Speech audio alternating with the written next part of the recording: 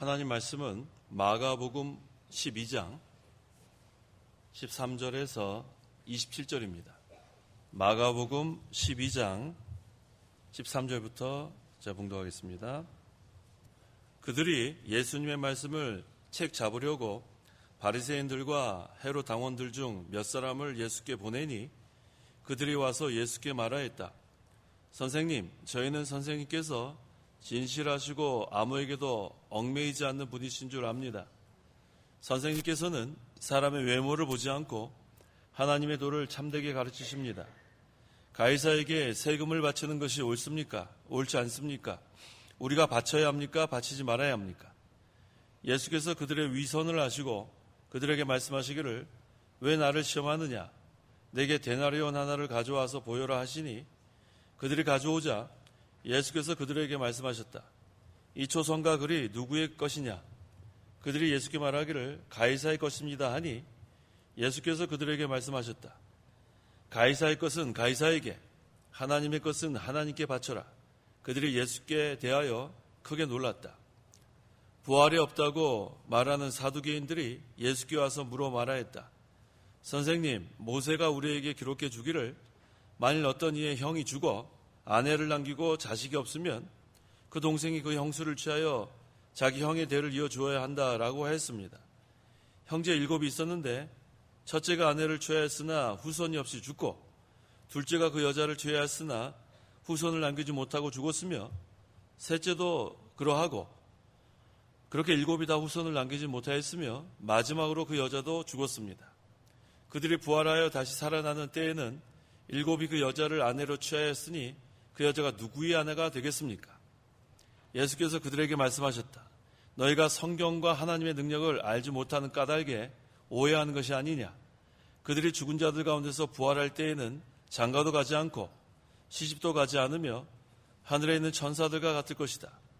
죽은 자들이 살아나는 일에 관하여 너희가 모세의 책 중에 가시나무 떨기에 관한 구절에 하나님께서 모세에게 어떻게 말씀하셨는지 읽지 못하였느냐?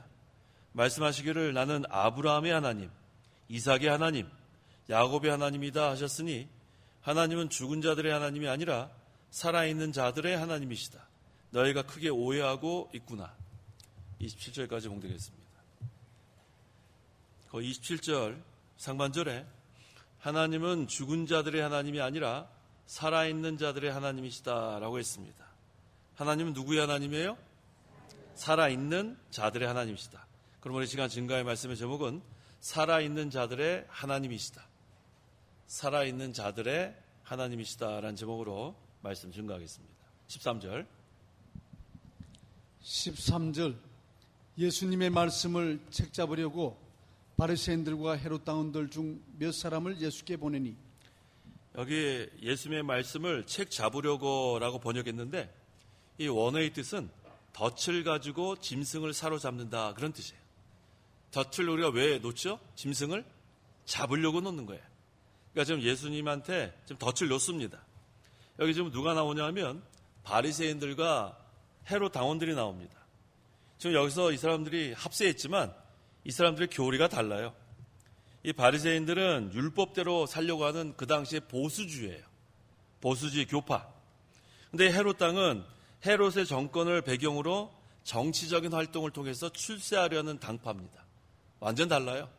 그래도 바리새인들은 나름대로 율법을 지키려고 하는 자들, 그 다음에 헤롯 당원들은 정치적 활동을 해서 좀 이렇게 세력을 얻으려는, 출세하려는 그런 자들인데 지금 예수님을 정죄하려는 데는 그 두 당파가 합세했어요.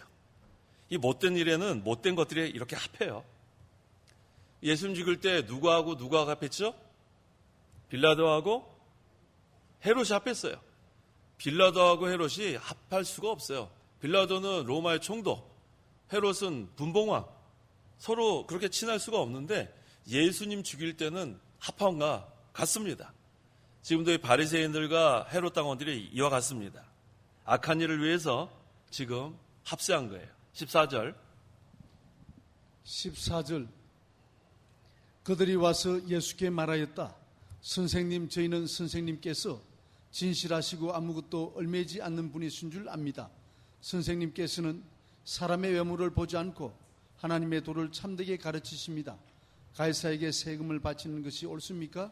옳지 않습니까? 우리가 바쳐야 합니까? 바치지 말아야 합니까? 지금 바리새인들과 헤롯 당원들은 예수님을 책 잡으려고, 그럼 그런 가운데 예수님을 뭐라고 불렀어요? 뭐라고 호칭했습니까? 14절에 뭐라고 했어요? 선생님. 얼마나 외식이죠? 위선자. 그러니까 지금 예수님을 책 잡으려고 어려운 질문을 하면서 예수님을 선생님하고 불렀어요. 이 바리새인들과 헤롯 당원들은 뭐라고 그랬냐면, 예수님은 참되시고 아무도 꺼리는 것이 없으며 사람을 외모로 보지 않으시고 참되게 나아가시는 거라고, 이렇게 예수님에 대해서 말을 잘했습니다. 그런데 그게 진정으로 예수님을 그렇게 위하는 게 아니고 덫을 놓으려고 그렇게 말을 하는 거예요. 그러면서 어려운 질문을 합니다. 가이사에게 세금을 바치는 것이 옳습니까? 옳지 않습니까? 옳아요? 옳지 않아요? 옳아요? 옳지 않아요? 옳죠? 세금은 당시 유대가 로마의 속국으로 있었기 때문에 그 6세기 이래로 모든 유대인들이 해마다 바치는 인두세예요. 그 인두세가 뭐냐면 성인이 된 사람 머리 하나하나 다, 그러니까 이걸 영어로 하면 헤드 텍스, 한 사람 한 사람을 다 카운트해가지고 그 수만큼 바치는 거예요. 그러니까 그 세금이 어마어마했겠죠. 근데 그것이 전부 다 로마 제국의 국고로 들어갔습니다. 이것을 이렇게 바치게 한 이유가 이 유대인들은 로마 속국이다, 그것을 그들에게 이렇게 너희들은 정복됐다, 그걸 보여주는 하나의 위세입니다. 그래서 이것이, 이 세금 바치는 것이 유대인들에게는 커다란 그런 짐이었어요. 그런데 여기 보니까 예수님께서 세금 바치는 것이 옳다고 하면 지금 로마 나라에 세금 바치는 거 지금 사람들이 좋아하지 않아요. 그러니까 이스라엘 민족이 지금 예수님이 싫어할 거라고요. 그런 지금 덫을 놓은 거고, 만약에 세금 바치는 게 옳지 않다 그러면은 가이사 황제한테 반역하는 게 되니까 또 그러면 또 걸려드는 거예요. 그러면 헤롯 당원이 거기 있으니까 반드시 고발할 거란 말이에요. 그러니까 이렇게 대답해도 저렇게 대답해도 양쪽에 다 덫을 놨어요. 그때 예수님께서 뭐라고 대답하셨나 보세요. 15절. 15절. 예수께서 그들의 위선을 아시고 그들에게 말씀하시기를 왜 나를 시험하느냐, 내게 데나리온 하나를 가져와서 보여라 하시니. 자, 여긴 지금 그들의 위선을 아시고 했지만 그 마태복음 22장 18절에는 위선자들아 그랬다고요. 히포크레시, 위선자들. 그렇게 책망을 하십니다. 예수님은 사람들의 위선, 또 예수님 시험하는 거 이미 다 알고 계세요. 근데 뭘 가져오라고 그랬어요? 데나리온 하나. 그러니까 데나리온이 당시 로마 나라의 화폐입니다. 거기에 누가 그렇게 화상이 그려졌어요? 가이사 황제. 그래서 그다 보세요. 16절에서 17절. 16절. 그들이 가져오자 예수께서 그들에게 말씀하셨다. 이 초상과 글이 누구의 것이냐? 그들이 예수께 말하기를 가이사의 것입니다 하니, 예수께서 그들에게 말씀하셨다. 가이사의 것은 가이사에게, 하나님의 것은 하나님께 바쳐라. 그들이 예수님께 대하여 크게 놀랐다. 자, 지금 바리새인들과 헤롯 당원들은 이건 아주 어려운 질문이다. 이래도 덫에 걸리고 저래도 덫에 걸린다고 생각했는데 걸렸어요, 안 걸렸어요? 어떻게 안 걸렸어요? 가이사의 것은 가이사에게, 하나님의 것은 하나님께 바쳐라. 이게 지혜예요. 예수님이 하나님이신데요, 뭐, 그렇죠? 그러니까 그들이 예수님께 대해서 크게 놀랐다. 이거 무슨 얘기냐면 가이사의 것은 가이사에게, 국가에 대한 의무는 다 하라는 거예요. 성도 여러분, 세금 내시죠? 그다음 헌금하시죠? 잘하는 거예요. 그러니까 가이사의 것은 가이사에게, 하나님의 것은 하나님께. 그러니까 국가가 우리 지금 다 우리에게 여러 가지로 다 혜택을 주잖아요. 거기에 대해서 세금 내는 거예요. 무엇이 하나님 건가? 모든 게 다 여호와의 것이에요. 근데 성도 여러분 것도 있잖아요. 집에 가면 집도 있고 차도 있고 뭐 많잖아요. 그거 다 누구 거예요? 하나님 거예요. 그러면 우리는 어떤 역할을 하냐면 청지기 역할을 하는 거예요. 청지기. 하나님께서 우리에게 맡긴 거예요. 청지기 사명이 참 중요한 거예요. 내 소유는 하나도 없고 우리가 청지기로서 잘 맡아서 사용하면 됩니다. 그 다음에 또 뭐가 하나님의 것인가 한번 찾아보세요. 고린도전서 6장 19절 20절. 또 무엇이 하나님 건가? 19절. 너희의 몸은 너희가 하나님께로부터 받아 너희 안에 모시고 있는 성령의 전이라는 것을 알지 못하느냐? 너희는 너희 자신의 것이 아니다. 하나님께서 값을 치르고 너희를 사셨으니 너희의 몸으로 하나님께 영광을 돌려라. 자, 너희는 너희 자신의 것이 아니다. 성도 여러분 자신은 성도 여러분 것이 아니에요. 누구 거라고 했어요? 하나님 거래, 하나님 거. 그러니까 너희의 몸으로 하나님께 영광을 돌려라. 그래서 저는 우리 여기 그런 분 안 계시겠지만 몸에다 그 문신하는 거 아주 저는 그거 보기 싫어요. 문신하는 거. 지난번에 저기 갔더니 등에다가 뭐 호랑이가 한 마리 그려져 있는, 옆에 가기도 겁나더라고요. 그 몸에다가 그 문신하는 게 그리는 게 아니라면서요? 문신하면 그리는 거 아니죠? 물감으로 그리는 거 아니죠? 어떻게 하는 거예요? 막 이렇게 막 바늘로 막 찔러가지고 막 그렇게 하는 거 아닙니까? 얼마나 그 몸이 아프겠어요. 그 호랑이 한 마리 그리는 동안에 그 왜 그렇게 그리고 다니는지 알 수가 없어요. 이러고 다니더라고요. 막 등에 호랑이 한 마리가 막. 그래서 저쪽에 또 용문신이 또 하나 왔다 갔다 하더라고요. 참. 우리는 그런 거 하면 안 돼요, 그런 거. 왜 이렇게 하나님께 주신 몸을 왜 그렇게 문신하고 막. 잘못하는 거예요. 우리의 몸은 누구 게 아니에요? 우리 게 아니에요, 우리 게 아니란 말이에요. 우리의 몸은 하나님께 드릴 거룩한 산제물입니다. 로마서 12장 1절. 1절 그러므로 형제들아 내가 하나님의 인내하심으로 너희에게 권하니 너희의 몸을 하나님께서 기뻐하시는 거룩한 산 제물로 드려라. 네.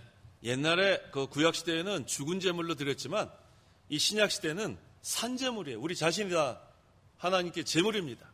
그러니까 하나님께서 원하시는 것은 뭐 없고 뭐 없는 제물이에요. 흠도 없고 점도 없는 제물인데 그 문신이 있어갖고 그거 하나님께 바칠 수 없어요.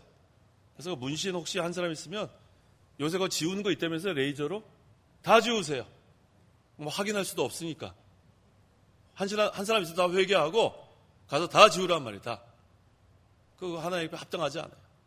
우리는 하나님께 바쳐질 흠도 없고 점도 없는 거룩한 산제물에 대해야 합니다. 그다음 우리에게 요구하시는 것이 무엇인가? 신명기 10장 12절 제가 봉독합니다. 신명기 10장 12절 이스라엘아 지금 여호와 내 하나님께서 내게 요구하시는 것이 무엇이냐? 여호와 내 하나님을 경외하며 그분의 모든 길을 따르고 그분을 사랑하며 내 마음과 내 몸을 다하여 여호와 내 하나님을 섬기는 것이 아니냐. 신명기 10장 12절에서 하나님께서 요구하시는 것을 분명히 증거합니다. 첫째 뭐냐? 하나님 경외하는 게 경외. 경외하는 게 뭐라고 했어요? 하나님 앞에서 사는 게 경외하는 거예요. 그 다음에는 하나님의 길을 따르라고 했어요. 그게 바로 옳은 길이에요. 옳은 길 따르라. 그 다음에 하나님을 사랑하라. 그 다음에 하나님을 섬기는데 뭐와 뭐를 섬긴다? 마음과 몸을 다하여 섬기라. 그러니까 우리가 이 마음도 하나님을 향해야 되고 몸도 하나님께로 향해야 돼요. 이 마음과 몸은 분리할 수가 없습니다. 마음이 이끄는 대로 몸은 따라오게 돼 있어요. 그래서 하나님께서 요구하시는 거 잘 기억하세요. 신명기 10장 12절 뭐예요? 하나님 요구하시는 게 하나님 경외하는 거, 그 다음에 하나님의 길을 따르는 거, 그 다음에 하나님 사랑하는 거, 그 다음 뭐와 뭐로 하나님 섬겨요? 마음과 몸으로 하나님을 섬기면 됩니다. 그러면 하나님께서 요구하시는 걸 우리가 다 이루어 드리는 거예요. 자, 가이사의 것은 가이사에게, 하나님 것은 하나님에게. 이거는 이 바리새인들과 헤롯 당원들이 전혀 예상치 못한 답변을 한 거예요. 그러니까 이 사람들이 크게 놀랐습니다. 18절에서 19절. 18절 부활이 없다고 말하는 사두개인들이 예수께 와서 물어보았다. 선생님, 모세가 우리에게 기록해 주기를 만일 어떤 이의 형이 죽어 아내를 남기고 자식이 없으면 그 동생이 그 형수를 취하여 자기 형의 대를 이어주어야 한다라고 하셨습니다. 자, 지금 바리새인 나왔고 헤롯 당원 나왔고 또 누가 나왔어요? 사두개인이 또 나왔어요. 사두개인. 사두개인은 뭐를 믿지 않아요? 부활을 믿지 않습니다. 이 일반적으로 그들은 제사장들이 많았어요. 사두개인들에서 그 중엔 제사장 많고 상류계층 그 유대의 귀족들이 많았습니다. 아주 대단한 그러한 사람들이 많았어요. 또 그들 가운데 사내들인에서 영향력 있는 그러한 지위를 갖고 있는 사람도 있었고 그 사내들이 그 당시 유대의 최고의 그러한 법원인데 거기에 법관도 있었고 그다음 로마 권력과 이렇게 등에 업고 그렇게 일하는 사람들도 있었고 그런데 그거 다 좋다 이 말씀입니다. 근데 여기서 문제는 뭐냐면 사두개인들은 부활을 부인했어요. 천사도 안 믿었어요. 그럼 뭘 믿는 거예요? 부활도 안 믿고 천사도 안 믿고 그들이 믿는 건 딱 한 가지예요. 모세의 책만 믿었어요. 모세의 책. 그러니까 나름대로 그 사람들도 믿긴 믿었는데 부활도 안 믿고 천사도 안 믿고 영이 존재하는 것도 안 믿고 뭐 심판도 안 믿고 다 안 믿는데 한 가지만 믿었어요. 모세의 책. 그러니까 바리새인들하고 또 부딪힐 수밖에 없어요. 이 바리새인들은 모세의 그러한 책도 믿었지만 그러한 유전, 전통도 따랐단 말이에요. 근데 사두개인들은 그런 것 안 따랐어요. 그래서 여기 사도행전 한번 보시면 사도행전 23장 8절 사두개인들이 뭐가 없다고 하나 보세요. 8절 이는 사두개인들은 부활도 천사도 영도 없다고 하는데 자, 뭐도 없어요? 부활도 없고 천사도 없고 영도 없고 그냥 모세의 책만 믿는 거예요. 모세의 책만. 그러니까 이 사람들은 부활이 없다고 주장하니까 그 다음에 또 예수님한테 나름대로 어려운 질문을 하는 거예요. 아까 바리새인들하고 헤롯 당원도 아주 어려운 질문이었죠. 예, 근데 이번에도 아주 어려운 질문이에요. 그 질문이 뭔가 보겠습니다. 20절에서 23절. 20절 형제 7이 있었는데 첫째가 아내를 취하였으나 후손이 없이 죽고 둘째가 그 여자를 취하였으나 후손을 남기지 못하고 죽었으며 셋째도 그러고 그렇게 7이 다 후손을 남기지 못하였으며 마지막으로 그 여자도 죽었습니다. 그들이 부활하여 다시 살아난 때에는 7이 그 여자를 아내로 취하였으니 그 여자가 누구의 아내가 되겠습니까? 자, 성도 여러분, 그 여자가 누구의 아내가 되겠죠? 어려워요. 이거 뭐 어렵잖아요. 한 여자가 있었는데 형제가 7이란 말이에요. 그런데 구약 시대에 보면은 형이 죽으면은 그 다음 동생이 가서 아내를 취하고 그 다음에 또 죽으면은 또 아내를 취하고 계속 이렇게 아내를 취하는데 나중에 부활이 있다면 그럼 도대체 이 여자는 누구의 아내가 되느냐? 이런 걸 가지고 우리 아리까리한 질문. 예. 이거 뭐 모르면은 이거 뭐 아리까리하단 말이에요. 자, 24절. 24절 예수께서 그들에게 말씀하셨다. 너희가 성경과 하나님의 능력을 알지 못하는 까닭에 오해하는 것이 아니냐. 네, 예수님께서 깔끔히 정리하셨어요. 너희가 성경과 하나님의 능력을 알지 못한다. 성경도 모르고 하나님의 능력도 모른다. 그러니까 지금 아주 대답이 또 예수님께서 아주 적절하게 했습니다. 우리 성도에게 있어서 가장 중요한 두 가지가 뭐냐면 성경과 하나님의 능력입니다. 우리에게 가장 중요한 게 뭐예요? 성경, 또 하나는 하나님의 능력이에요. 이 두 가지만 있으면 다 해결되는 거예요. 성도 여러분, 요즘 성경 열심히 읽으시죠? 잘하시는 거예요. 그 다음에 하나님의 능력으로 살고 계시죠? 대답이 이렇게 시원치 않으세요. 자, 성경 열심히 읽으시죠?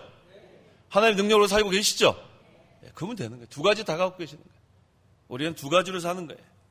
그래서 우리가 이 신앙 문제에 있어서 이 두 가지로 다 해결해야 합니다. 성경대로 해결하고 하나님의 능력으로 해결하는 것. 우리에게는 바로 이것이 해결해 주는 열쇠예요. 열쇠. 열쇠가 두 가지가 있어야 돼요. 열쇠 두 가지 있어야죠. 우리 여기 교회 사무실 들어가려면 열쇠 두 개 있어야 돼요. 밖에 철문, 안에 또.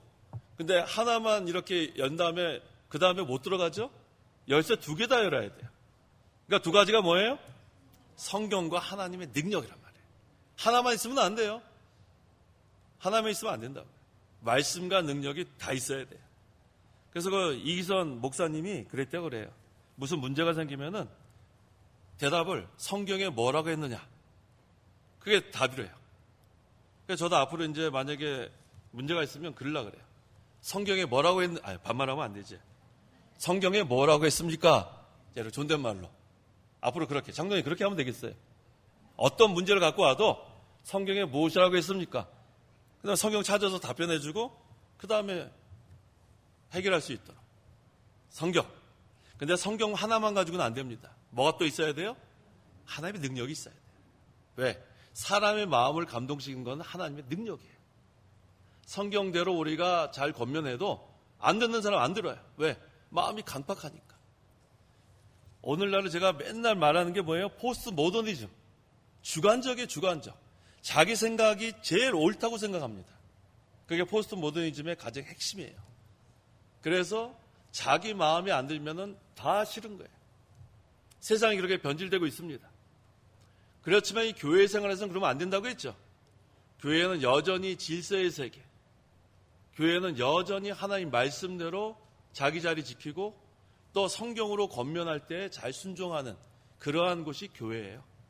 근데 자기 마음이 맞지 않다고 마음대로 행동하고 마음대로 말하고 마음대로 그렇게 하게 되면 여기는 질서의 세계가 아니라 무질서의 세계가 되고 유지가 될 수 없어요. 아시겠죠? 그래서 이 안에는 세속화가 되면 안 돼요. 계속 모더니즘으로 가야 돼요. 모더니즘. 하나님의 말씀이 최고의 권위, 그 다음에 예의도 있어야 되고 질서도 있어야 되고 순종도 있어야 되고, 여기는 주관적으로 내 생각대로 옳고 내하고 마음에 안 닿는 내 마음대로 행동하는 그러한 자들이 있어서는 안 됩니다. 그게 바로 포스트 모더니즘의 아주 잘못된 부분이에요. 우리는 세속화되지 말고 끝까지 이 교회 생활은 하나님께서 질서의 하나님이기 때문에 여전히 질서를 지켜나가야 합니다. 그래서 성경대로 하고 그 다음에 성경대로 권면하면서 뭐가 있어야 돼요? 하나님의 능력이 있어야 돼요. 왜? 사람의 마음을 감동시키는 분은 하나님밖에 안 계세요. 아무리 위로의 말, 권면의 말, 좋은 말 다 해도 내 마음에 안 받아들이면 끝나는 거예요. 그걸 누가 깨트려버려요? 하나님께서 깨트려버려요. 우리 페르시아의 고레스 왕의 마음을 누가 감동시켰어요?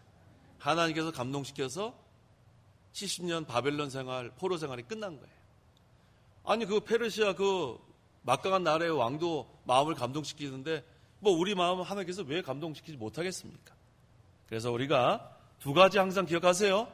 뭐하고 뭐예요? 성경과 하나님의 능력이라는 거예요. 그다음 25절. 25절 그들이 죽은 자들 가운데서 부활할 때에는 장가도 가지 않고 시집도 가지 않으며 하늘에 있는 천사들과 같을 것이다. 네, 사두개인들이 성경을 몰랐어요. 자, 죽은 자들 가운데서 부활할 때는 어떻게 돼요? 장가도 가지 않고 시집도 가지 않고 하늘에 있는 천사들과 같을 것이다. 그러니까 여기 지금 아직 결혼하지 않은 우리 총각들, 처녀들, 예수님 오시기 전에 빨리 결혼해요. 이제 예수님 오시면은 우리 다 부활하잖아요. 그땐 장가도 안 가고 시집도 안 가고 천사들과 같은 그런 몸이 됩니다. 그러니까 결혼 한번 해보고 싶으면 지금 빨리 하란 말이지. 예수 이제 곧 오실 텐데. 목사님, 그럼 다 결혼했으니까 괜찮네. 결혼하지 않은 사람들 있잖아요. 결혼하지 않은 사람들. 그렇죠? 그런 사람들은 지금 결혼해야지. 그때는 이제 제가 이걸 우스갯소리로 말하지만 그때는 결혼하는 거 아니에요. 신령한 몸, 부활의 몸.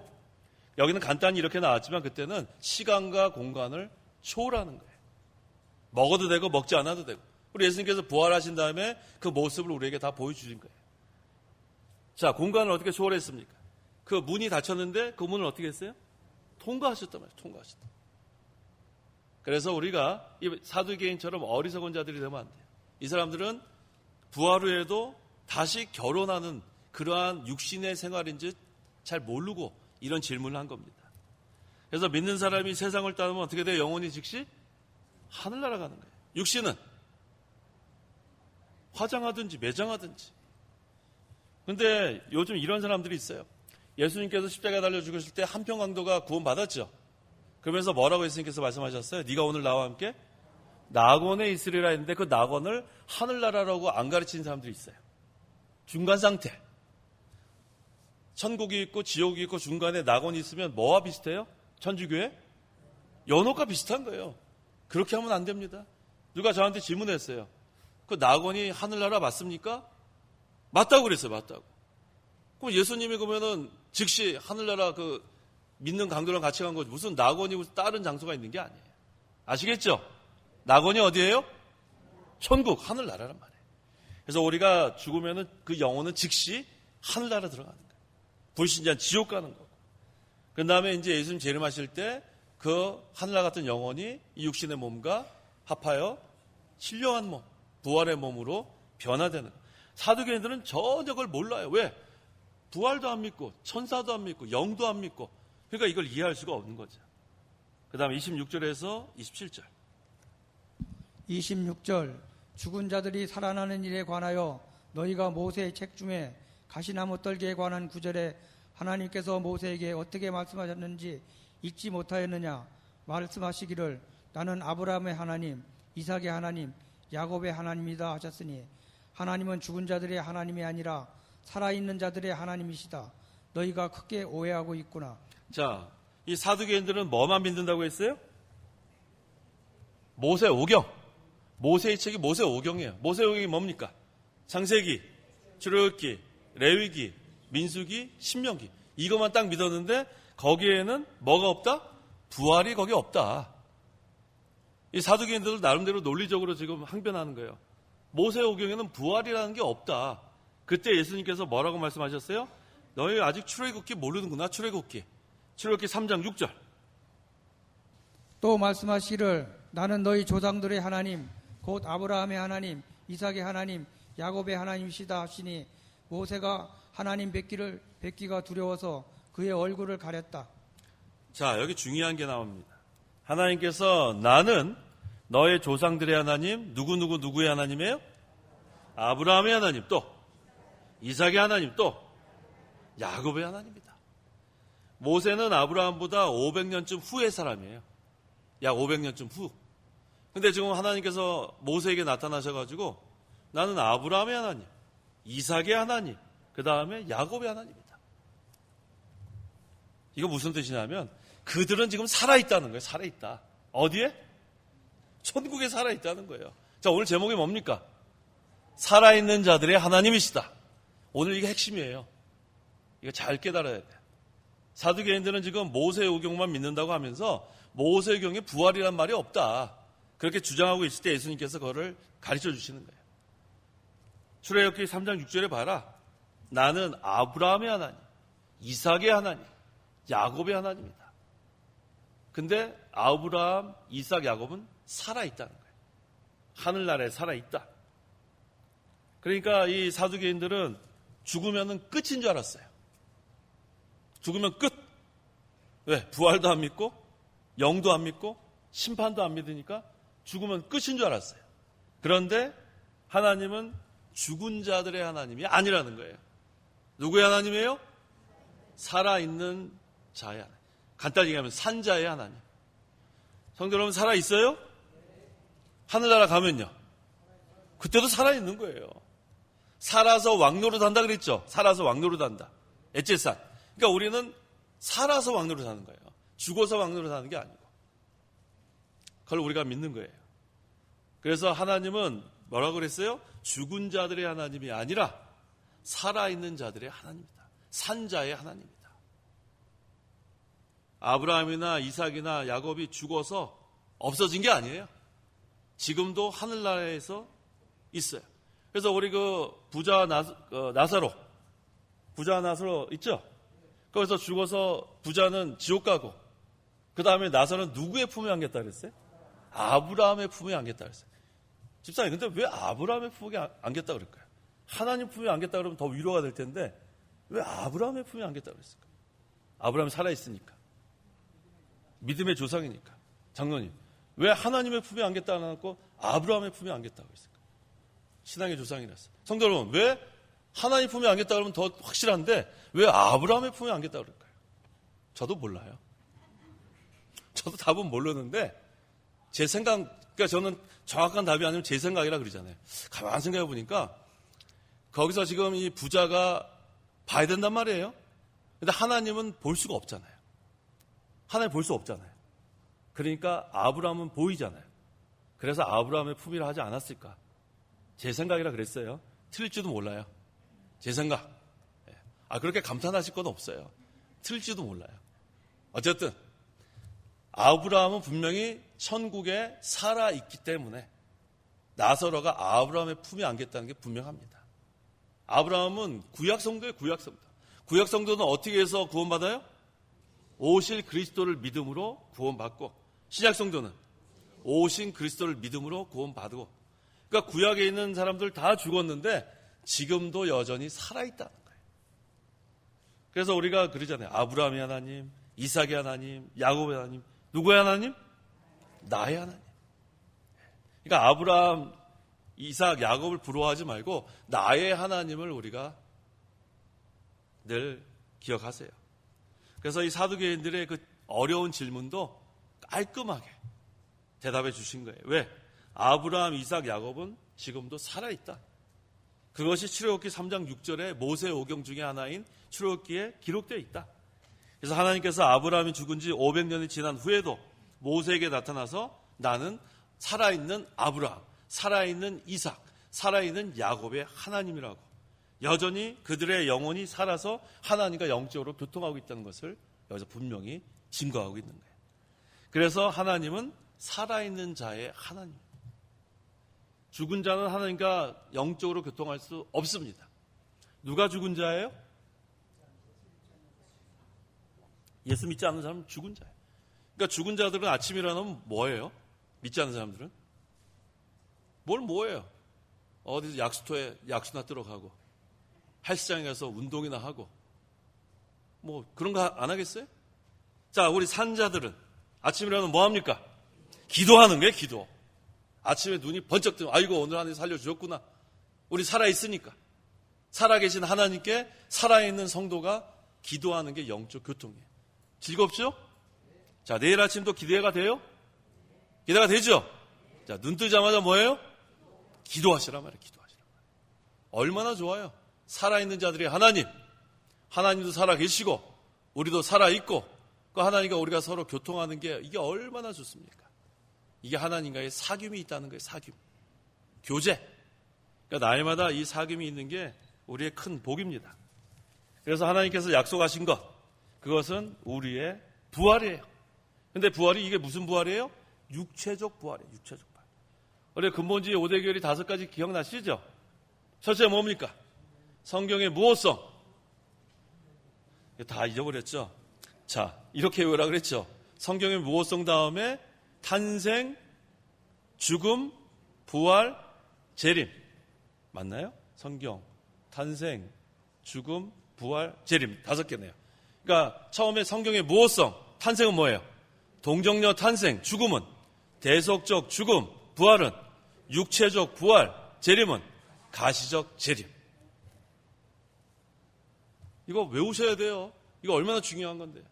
자유주의에 대항해서 근본주의 5대 교리 만든 건데 칼빈의 5대 교리만큼 중요한 거예요. 그러니까 순서대로 외워야 돼요. 갑자기 5대 교리 하면 멍하잖아요. 그러니까 성경, 탄생, 죽음, 부활, 재림 순서대로 하는 거예요. 첫째가 뭐예요?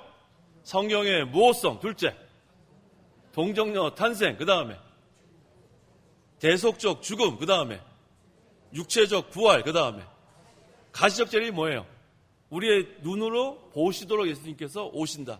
이 5가지만 알아도 이단들이 미용 못해요. 왜? 우리는 성경은 오류가 없다. 믿고. 우리는 동정녀 탄생. 믿고. 예수님이 나를 대신해서 죽었다는 거 믿고. 이 육체가 앞으로 부활할 거다. 믿고. 그 다음에 앞으로 우리 눈으로 예수님 볼 수 있도록 오신다고 믿으니까 이단들이 할 일이 없어요. 할 일이 없다고요. 왜? 너무나 확실히 하니까. 그러니까 오늘 돌아가시기 전에 5가지 외우고 돌아가셔야 돼요. 자, 첫째 뭐예요? 성경의 무호성. 이쪽 줄 크게. 두 번째, 동정녀 탄생. 그 다음에 대속적 죽음. 그 다음에 육체적 부활. 그 다음에 가시적 재림. 오늘 잠꼬대 하시겠어요? 잠꼬대 하시겠어요? 잠꼬대 해야 돼. 잠꼬대. 이거 5가지를 확실히 알아야 이단들이 와서 우리 미혹 못합니다. 아시겠죠? 아직도 헷갈려요? 다시 할게요. 자, 성경의 무호성.